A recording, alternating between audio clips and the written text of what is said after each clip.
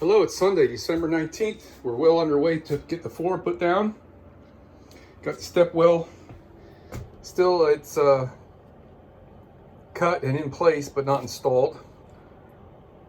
I'm going to remove all that, or most of it anyway, and install it with some adhesive sealant in the edges to seal it.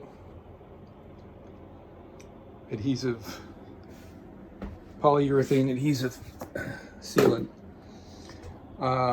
It's coming along great. So what we got going on here is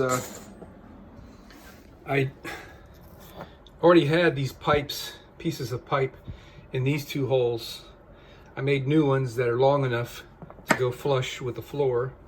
And on this side, we drilled it out to add the pieces of pipe so they're reaching the metal floor. So we'll be able to tighten the bolts down fully tight on this seat, and it won't put an incredible amount of force on the plastic. So I think that will keep it from kind of lifting up outside of where the force is going to be applied. We're gonna have to do something similar here with this seat is. Not really there yet. I want to show you what's going on here. We got it really what I would consider a pretty major goof, and it looks like we're going to survive it. It's the alignment. Somehow, I don't know how, we missed one of the edges in where we decided what the center line was going to be on this.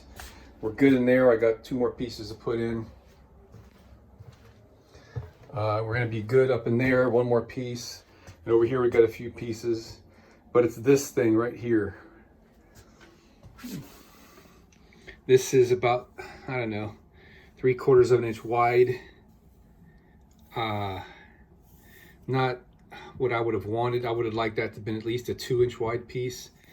And then right here, I don't even know how I pulled it off, but I was able to make this cut without breaking or ruining that piece. And this is a continuation here. So we're kind of tight here on our spacing. I'm not too comfortable with how tight. I mean, that's almost touching.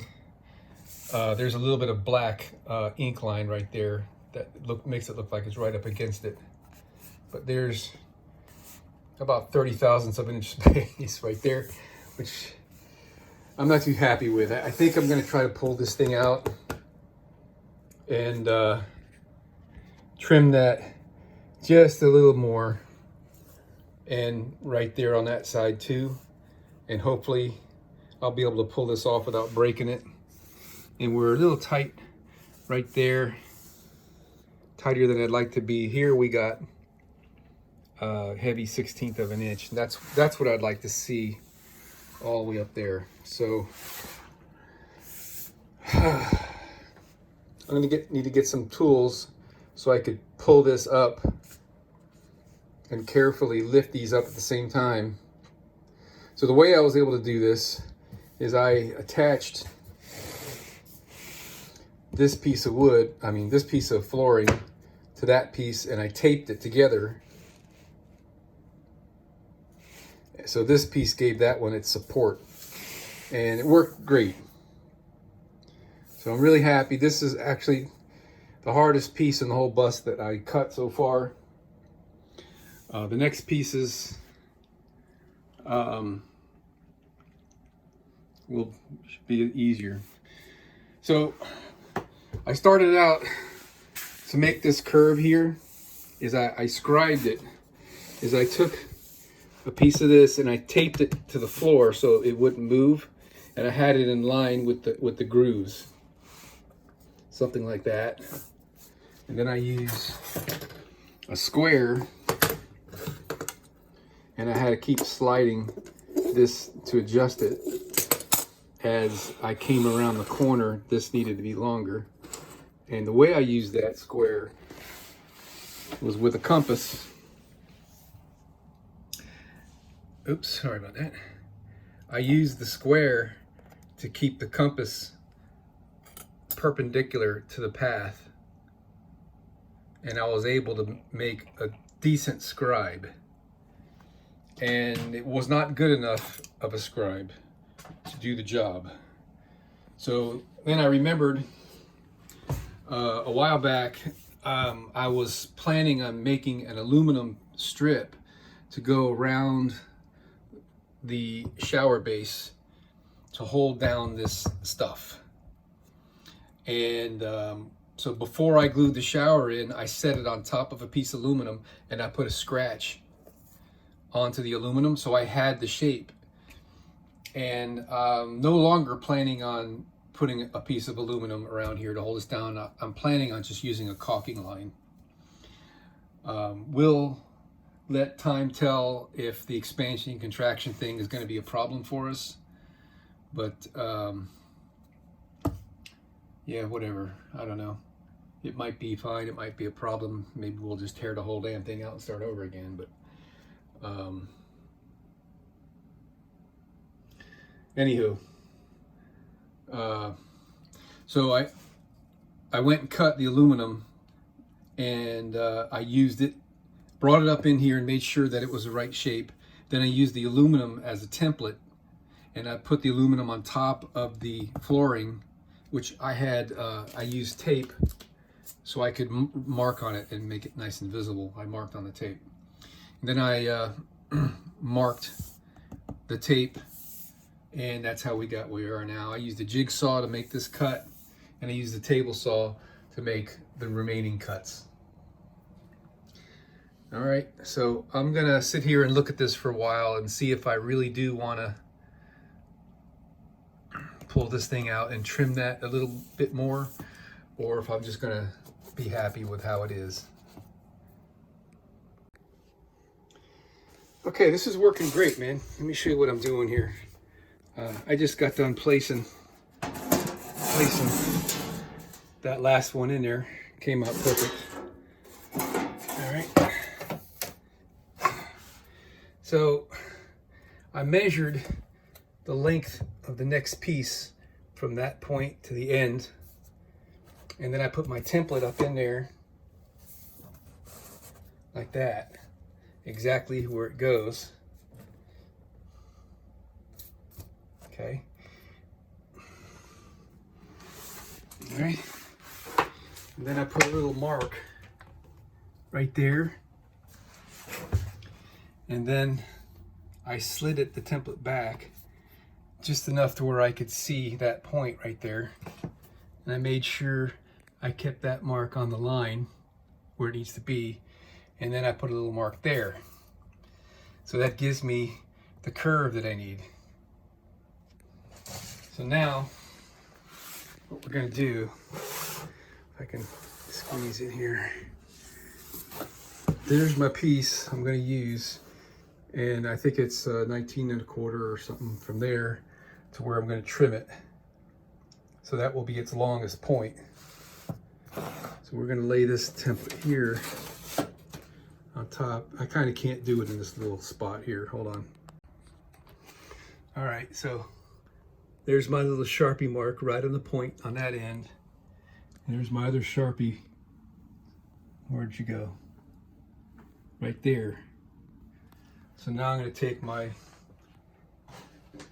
Sharpie pen, wherever I left it somewhere. Here it is. By the way, this is what I'm using. Sharpie Ultra Fine. Works great.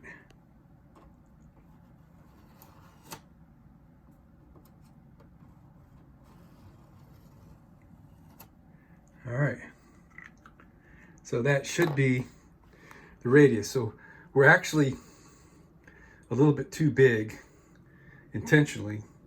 So in case something's not quite right there or the length isn't quite right, I'm going to trim the straight edge last to fit. So what I'm going to do now is take this in the shop, cut that in the jigsaw with a jigsaw, and then come back and test fit it. All right, man, I made my cut. All right, you can see what I did here with the line. I just let the base of the jigsaw be my guide rather than follow the line with the actual jigsaw blade. So that gave me a hair extra length just in case, which was really overkill, but I mean, it's perfect. So now I'm gonna just go trim about, so we got to give it 1/8 inch for the aluminum. I think I'll trim 1/4 inch off, and you can see my pencil mark right there. So I'll trim off that much, and we'll come back and test fit it again.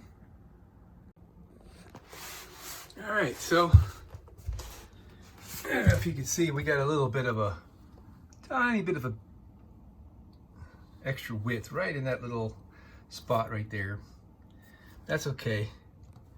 And over here, we're a little closer than I like. So I'm using isopropyl alcohol to wipe off the line, and then I can mark a new line. And that's what I'm getting ready to do right now. I'm gonna widen that gap just a hair, and I'm gonna take my pencil, my Sharpie, and just kind of scribe along that curve there, just to give me a hair more from, actually I'm gonna do this by hand, from there out. And the way I'm gonna do this is, I'm just gonna hold it in my hand, and I'm gonna hold the Sharpie pen with my finger, like that. And I'm just gonna kind of wing it. See right there? And right there at that point, I'm just gonna feather in, and that should be it. All right, so I'm using my bench grinder to do this. It's actually a better way to do it. I could use my belt sander, but the bench grinder is working pretty good. All right, man, got it. Looks great. It's within, Jesus, 15, 20 thousandths of an inch of evenness to the shower there. Looking really good. We're still a little tighter on this side here, but I'm actually afraid to pull that piece out. We've got just the tiniest of gap in there.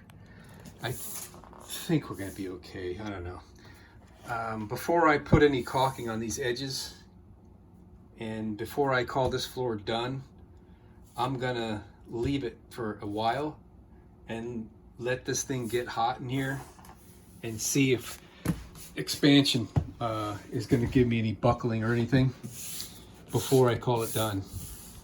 So we'll, you know, park it in the sun, let the sun beam in on through the window, onto the floor, and all that kind of good stuff. But anyway, let me get back to this. We're gonna key off of this line, and you skip 2 with the pattern that we've chosen. So the next one will match this line. And to show you what I mean by that is, we've gone on thirds. I was thinking we were gonna go halfway down the first board to the seam of the second board kind of a thing, but we've got thirds. That's 16 inches, that's 16 inches, 16 inches, 16 inches, etc. So it's got the stagger, not offset by halves, if you know what I mean. All right, so let me get this piece cut, and I'll show you how that one comes out. All right, so it's a 90-degree cut that I made, and you can see that this is not 90 degrees, so I'm gonna push this up to there, and I'm gonna scribe that edge now with my Sharpie pen.